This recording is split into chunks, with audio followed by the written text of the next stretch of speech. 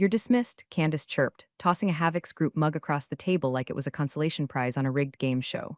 It clattered against the conference room wall, sloshing lukewarm coffee down the side like the world's saddest waterfall. Enjoy unemployment, she added, flashing her Invisalign smile like she'd just delivered a TED talk on nepotism. I didn't say a word. Not when she called me dead weight. Not when she said the company only existed because of her last name, and not even when she fake apologized that these decisions are never personal. I just stood there while the team looked down at their keyboards like they were trying to tunnel out through Excel. She wanted a scene. I gave her silence. That was my power move. What I really wanted to do was laugh. Because if this company existed because of her last name, then someone should have told her daddy dearest it was my signature on the 2012 licensing carve-out that made the algorithm legal in the first place. But sure, Candace, tell the team again how your visionary leadership turned a strip mall call center with 2 working phone lines into a $300 million valuation. Oh, and while I've got your attention, let me sneak in something real quick before the story picks up steam.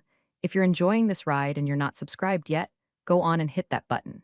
It helps us out way more than you think. And throw a like if Candace already reminds you of someone in your office who thinks Slack emojis count as leadership. All right, back to our regularly scheduled humiliation. My palms were sweating, but my jaw stayed locked. 22 years. I joined Havoc's before it had a working coffee machine. Back when the company handbook was just a post-it note that said try not to get sued. I built the vendor chain. I wrote the compliance roadmap. I created the licensing structure. I was the first one in, last one out. And somehow I still ended up standing under fluorescent lights while a nepotism Barbie with a trust fund and a motivational quote tattoo fired me in front of my team like it was performance art. Mug rolled to a stop at my feet. I bent down, picked it up, and turned it in my hands. On one side, it said Havoc's, built to last. On the other side, in tiny print, was our legal tagline, licensing proprietary systems for adaptive integration. And I almost laughed, because I was the one who built the proprietary system, and I was the one who owned the adaptive integration license.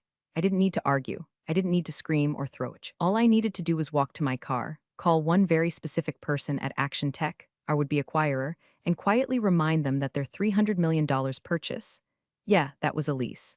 A lease with a very narrow clause tied to my continued employment. Candace didn't know about the clause. No one did. Hell, I had forgotten about it until last night, and I was rage scrolling through old contract folders at 3:07 a.m. with a bottle of Pinot and a mouthful of sour gummy worms. Clause 14.3b, buried in a 2012 separation agreement. At the time, Havoc's had been splitting IP rights for tax purposes. We carved out the compliance algorithm, my algorithm, into a shell LLC in my name for liability insulation. It was supposed to revert to Havoc's fully in 2020, but the clause was never closed. The CTO forgot. Legal forgot, I forgot, until last night. Now it was my ace. I dropped the mug in the trash on the way out. The receptionist tried to make eye contact, bless her heart, but I didn't stop. I didn't say goodbye to the team. I didn't grab the folder of paperwork Candace had flung at me like she was on an episode of The Apprentice, Family Edition. I just walked out of Havoc's for what they thought was the last time. They didn't know the deal wasn't done. They didn't know the license wasn't theirs. They didn't know the woman who just managed spreadsheets was about to pull the pin on a legal grenade they'd been sitting on for over a decade. But they would. Very soon. The thing about rage is it makes you thorough. Not loud, not reckless. Thorough. And I was halfway through alphabetizing my archive drive by emotional trauma when I found it. Buried under a folder titled Tax Shield June 2012, in a subfolder called IP Agreements Do Not Edit, sat a 14-page PDF I hadn't opened in over a decade. Clause 14.3b. There it was, glowing like a flaming middle finger from the past. I scrolled past the boilerplate, past the indemnity clauses, past the obscure legalese no one ever reads. Page 9. In the event of unilateral termination of the undersigned without cause, IP rights for adaptive licensing module revert in full to the entity B. Harland Holdings, LLC. That entity, still active, still in good standing with the Secretary of State, and still 100% mine. I leaned back in my chair, wine glass in one hand, trackpad in the other, rereading the clause like it was a bedtime story for grown women who have had enough of corporate fairy tales. The same compliance algorithm Candace and her brother were shopping around for $300 million didn't even belong to Havoc's. It was leased to them, on a knife-edge clause tied to me. I swirled the wine, Chardonnay, a little warm, didn't matter. I opened my phone and scrolled to F. There he was, Franklin Ramirez, once a junior dev on my team, now VP of Integration Strategy at Action Tech, the very company sniffing around to acquire Havoc's. Last time we spoke, he was still trying to convince me that craft kombucha could totally replace coffee. I tapped the call button. Beth, his voice had the warm shock of someone hearing from a ghost they owed money. Hey Frank, long time, you disappeared. Everyone thought you retired to raise alpacas in Oregon or something. I laughed. Not quite. Listen, I need 5 minutes, something about the Havoc's acquisition. Privately, silence, then go on. I wrote the adaptive licensing module. You're acquiring that tech, right? Yeah, it's the core asset. He paused. Wait, you wrote that. I also own it. Come again, clause 14.3b. From the 2012 IP carve-out, the licensing is tied to my LLC. It reverts to me if Havoc's terminates me without cause. Frank cursed softly. They fired you, he asked. Like he couldn't quite believe the level of corporate incompetence he was hearing. 15 minutes ago, I said. Candace threw a mug at me, said the company exists because of her last name. He groaned. Jesus Christ, I'm sending you the clause. You'll want your legal to verify it, quietly. You want to kill the deal? I want it done right, and I want them to learn something about gratitude before they choke on it. More silence. Then send it. I'll get back to you tonight. I did, along with timestamped confirmation that B. Harland Holdings, LLC was still the licensee of record. I also attached the original dev logs, just in case anyone wanted to pretend I hadn't built the damn thing line by line, while Candace was still studying abroad and Tyler was vomiting into a campus fountain. I didn't expect fireworks. Not yet. This was just the fuse. Later that night, as the house settled into that late evening quiet where you can hear your own thoughts sneaking around, my phone buzzed. Franklin had replied with a single sentence. Our counsel is very, very interested in speaking to you directly. I smiled, refilled my wine, and clicked open the clause again. It read sweeter than dessert. They thought I walked away humiliated. They thought I had no cards left, but I had the contract. I had the license. And now I had the buyer's attention. The board email hit my inbox like a spitball lobbed from across the cafeteria. Subject line, leadership transition and deal finalization update. I already knew what it said. Hell, I could have written it for them in my sleep, complete with the empty HR-friendly jargon. But I opened it anyway, more out of morbid curiosity than masochism. It was worse than I expected. Candace was stepping into an elevated strategic leadership role, while Tyler would be spearheading final integration efforts with the acquiring team. That's corporate speak for Daddy gave us the keys to the $300M car. Hope we don't drive it into a lake. No mention of me. No acknowledgement that the very system they were selling came out of my garage/basement/backbreaking weekends. According to this glowing email, I had never existed. I was just a nameless former contributor whose value had conveniently expired right before the champagne popped. I'd built the skeleton, written the nervous system, architected every logical limb of that compliance algorithm. But now Tyler, who once thought API was a car insurance company, was listed as technical point of contact. I closed the email and stared out the kitchen window for a long time. Just me, a crusty coffee mug, and the cold rage of a woman erased. The first crack came 2 days later. Franklin pinged me. You should hear what just happened on the legal sync call. Apparently, Tyler had joined the call 15 minutes late, shirt untucked, holding what appeared to be a Red Bull and a stress ball shaped like a butt. He proceeded to fumble through a document review where he referred to indemnification as that clause that keeps us from getting sued or whatever, and called an NDA a vibe blocker. At one point, he claimed he had personally overseen the encryption layer that safeguarded client-side data. I nearly choked on my microwave popcorn. Tyler once asked if encryption meant putting a password on an Excel file. By the time the buyer's legal team wrapped, Franklin messaged me again. Their lead counsel mouthed what the F to me on camera. Not kidding.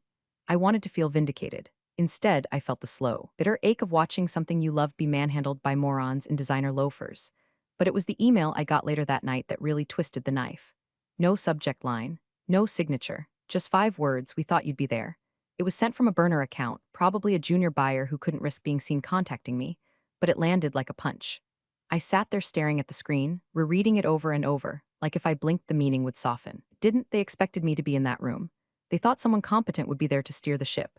Someone who knew which clauses mattered, which technical diagrams were outdated, which promises were safe to make, and which would send compliance into a tailspin. They were expecting me. And now they were getting frat boy Tyler and Queen Bee Candace high on their own delusions. That night, I poured a second glass of wine and opened a folder I hadn't touched in years. License control materials.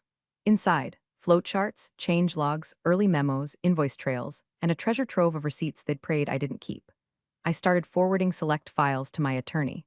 Original architecture sketch signed by me and initialed by then CTO, email chain confirming my LLC was set up for IP protection, invoice showing Havoc's paid my LLC quarterly licensing fees until 2020, an internal Slack export where Candace once typed, LOL, what does Beth even do anymore? That one wasn't necessary, but it was fun. My attorney replied within the hour, these are excellent, keep going. We may not need to use them, but if we do, these are bullets in the chamber. I wasn't interested in revenge for revenge's sake. This wasn't about payback. This was about facts, ownership, truth. I didn't need to ruin their careers, just needed to let gravity do its job when the floor gave out. And believe me, after the nonsense Tyler just spewed to Action Tech's lawyers, that floor was starting to crack. The reversion notice went out at 9:06 a.m. sharp. One clean, unassuming email from my attorney to Havix's legal inbox and a CC to Action Tech's counsel. Subject line, Notice of License Reversion Adaptive Licensing Module. 6 sentences, zero drama, but the impact. Oh, sweetheart, that email had the potential to rip a $300 million rug out from under every smug loafer in that glass office tower. My hands were steady. No shaking, no hesitation. I even brewed myself a cup of coffee while it sent, because I'm a firm believer in proper rituals when you're about to drop a quiet bomb on people who called you obsolete. The license, per clause 14.3b, was now formally revoked from Havix, effective immediately. The moment they terminated me without cause, and oh, did we have plenty of documentation proving it wasn't for performance, the rights reverted to be Harland Holdings, LLC, which was, in every legal and financial sense, me. They could keep the branding, keep the dumb mugs, but the brains behind the product, that walked out the door with my tote bag and parking pass. I didn't call Candace, didn't text anyone on the team, didn't go nuclear on Slack or post a passive-aggressive farewell on LinkedIn. No grandstanding, no speech. Just a simple back-end update on the licensing server that I still had admin access to because someone forgot to revoke my credentials. Idiots. I logged into the Havix compliance dashboard, clicked into the licensing system, and adjusted one field. Vendor, Havix Group Inc. Right arrow pending third-party authorization underneath in gray text. I added status, awaiting signature B Harland Holdings, LLC, and then I activated the watermark. Every document related to the adaptive licensing module now bore a faint overlay in the lower right corner. Provisional license B Harland Holdings, LLC, all rights reserved. It wasn't loud. It wasn't threatening. It was just there. A soft legal whisper across every spec sheet, flow diagram, and user interface blueprint. By noon, the buyer's tech team had noticed. Franklin texted, "Hey, did you update the license metadata? The docs are flagged awaiting signature." I replied with a single emoji. Shushing face an hour later, Action Tech's legal team pinged Havix with a request for clarification. One of their junior counsels sent a polite, low-pressure note asking why the system files were watermarked by a third-party vendor not listed in the original deal doc. Candace, of course, assumed it was a glitch. I know this because Franklin, God bless him, forwarded me her internal reply from the shared Slack channel, just a formatting error or dev hiccup. Tyler said the sandbox isn't syncing properly. We'll fix it. Sure you will, sweetie. Meanwhile, Tyler had no idea how to even access the sandbox environment.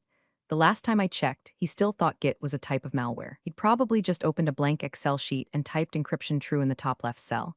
But no one panicked. Not yet. This wasn't a nuclear strike, it was a slow leak in the oxygen tank. Power was shifting and I could feel it, like pressure building in a sealed room. Only I had the key to the airlock. The buyer didn't pull the plug, not yet. They were too close, too committed, and too confused. But now, they were alert, they were watching, and they were questioning. That was all I needed for now. The real storm was still ahead. But today I pressed exactly one button, and the whole damn machine hiccuped. It started with a harmless question, one of those seemingly polite, almost too casual inquiries that lawyers ask when they already know something's wrong but want to watch you lie about it in real time. "We noticed Bethany Harland isn't on your organizational chart," said the lead buyer from Action Tech, flipping through the slide deck like he was sorting junk mail. "Is she no longer with the company?" Candace smiled. That glossy, over-rehearsed kind of smile that doesn't reach the eyes and usually precedes a text talk about embracing disruption. Her voice dripped fake warmth. Bethany was part of an earlier phase of the project. We've since streamlined operations. My brother Tyler has taken over that vertical. Streamlined operations. That's what they're calling it now. Tyler, sitting to her left in a too-tight blazer and what I swear was a Supreme-branded tie clip, cleared his throat. "Yeah, we've modernized the stack. The old compliance code was legacy stuff. I built the current framework myself." Franklin, seated across the table, didn't even blink. He just scribbled something into his legal pad and nodded. "Interesting. Interesting is corporate dialect for you just stepped in something, and I'm letting you track it around the room." Action Tech's lead counsel, a woman named Denise with the kind of perfectly ironed expression that only 30 years of mergers can create, looked up and asked, "Can we get documentation of Tyler's involvement in the technical design of the adaptive licensing module?" Silence. Tyler looked to Candace. Candace looked to the Havix CFO, a man whose soul was visibly trying to exit through the pores on his forehead. "Of course," Candace said, too fast. "I'll have our legal and dev teams assemble something before close of business today." "Perfect," Denise said, sliding her folder shut with a polite smile. "Let's hold final signatures until then.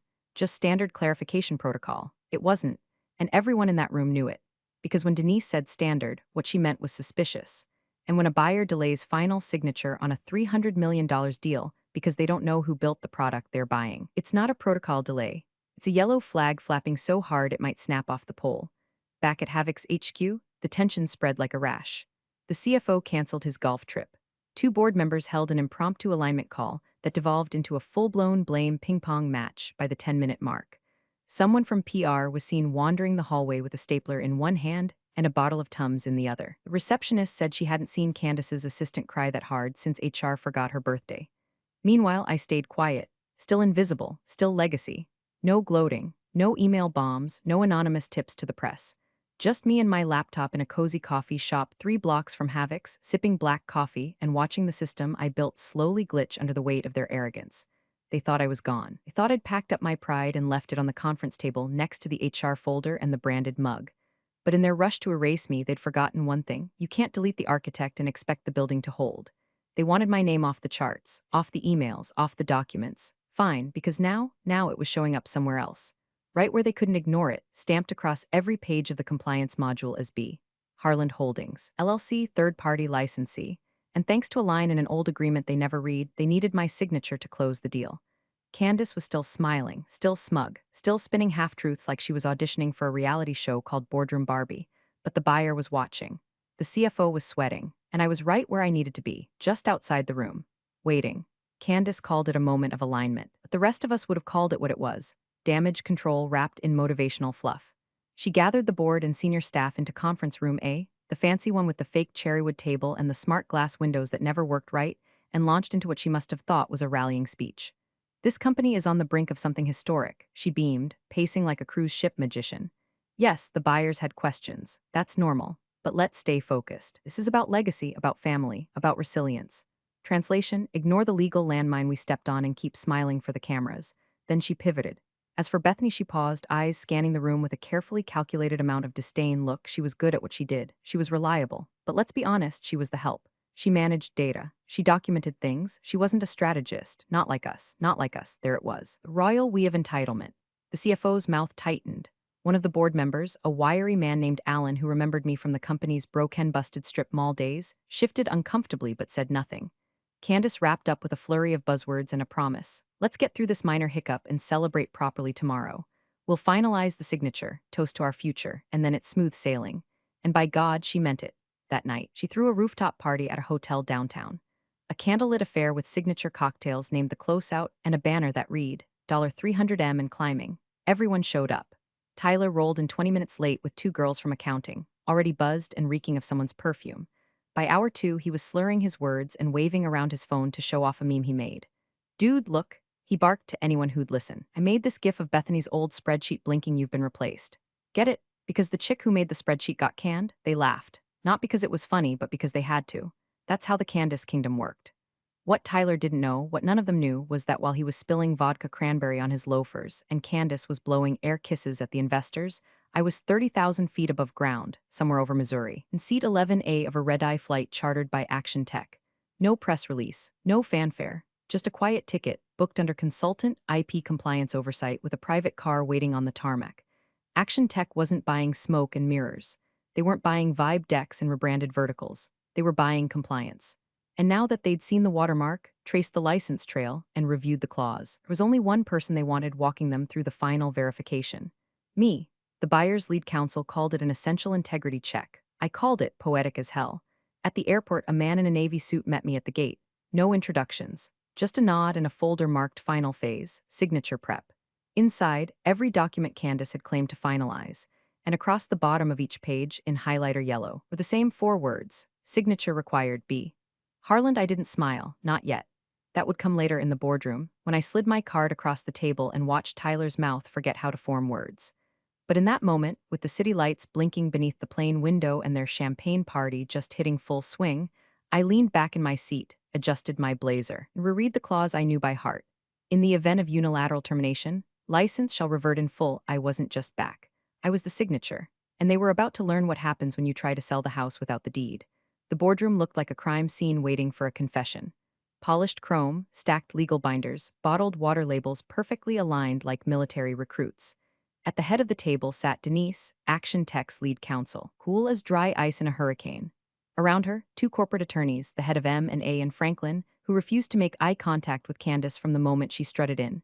And Candace did strut. She entered first in a white blazer that probably cost more than the entire Havoc server room. Behind her was Tyler, cheeks flushed with either confidence or hangover, wearing sunglasses indoors like a failed TikTok coach for startup bros. Let's close this deal. She chirped like she was announcing a wedding toast instead of trying to finalize a $300 million acquisition built on a paper-thin lie. Glad to hear it, Denise replied flatly, sliding a document packet toward them. We'll just be confirming a few final elements before signature. No problem, Tyler said, flashing a thumbs up. We've got all the ducks in the row. Legal vetted it, tech's clean, and the IP's fully in-house now. Fully in-house. Niece's pen paused mid-signature. Yeah, I mean, I built most of it, Tyler said, flipping his laptop open like it might provide supporting evidence. It's proprietary, all Havoc's, nothing external, 100% ours. He nodded like a bobblehead made of hubris. Denise didn't respond right away. She turned instead to her associate and whispered something. He tapped something into his tablet and slid it back to her. She read the screen for 2 seconds and calmly asked, then why does every file in the adaptive licensing module repository list a third-party watermark? Candace blinked. What? Franklin cleared his throat loudly. Tyler tried to bluff. Oh, yeah, I think that's like legacy metadata. From when Bethany ran some beta stuff years ago. It's been replaced, has it? Denise asked, flipping open a folder. She pointed to the lower corner of a printed schematic, my schematic, because this was generated 2 weeks ago. Tyler looked to Candace. Candace looked like she'd just bitten into a lemon labeled consequences. That's when the door opened. No knock, no announcement, just me. I stepped inside like I'd never left. Clean gray suit, no makeup.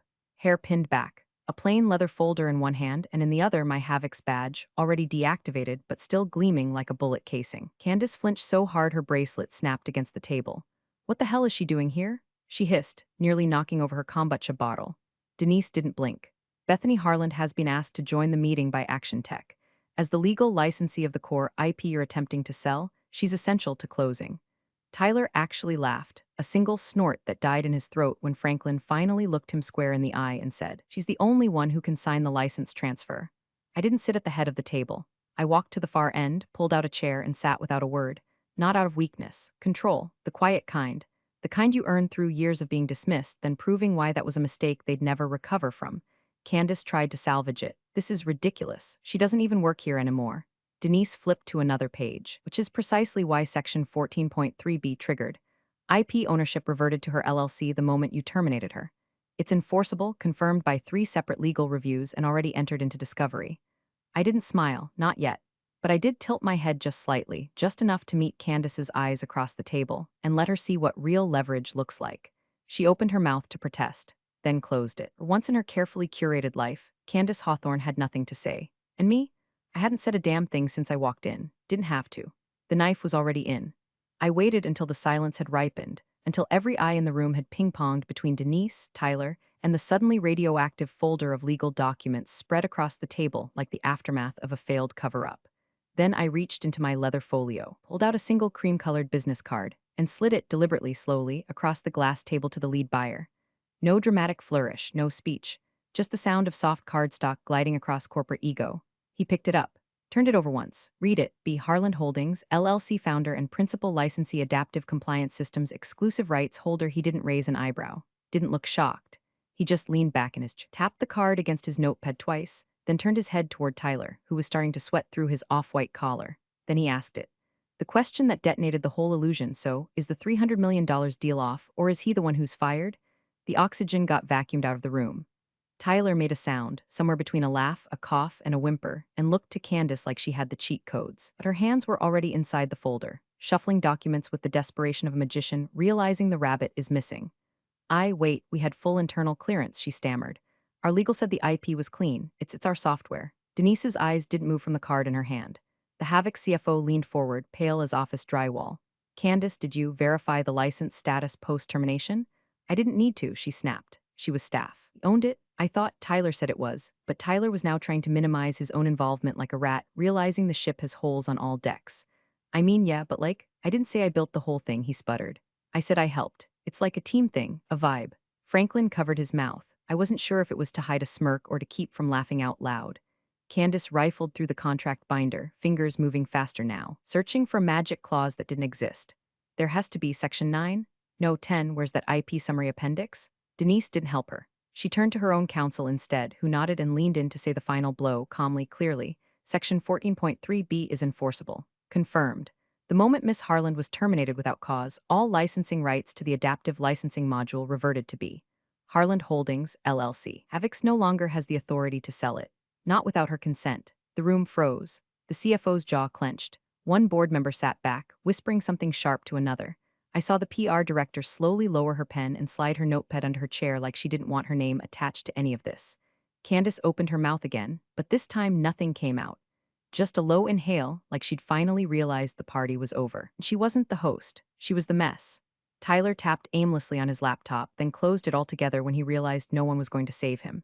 I didn't move, didn't blink. Let them sit in it. Let them feel it.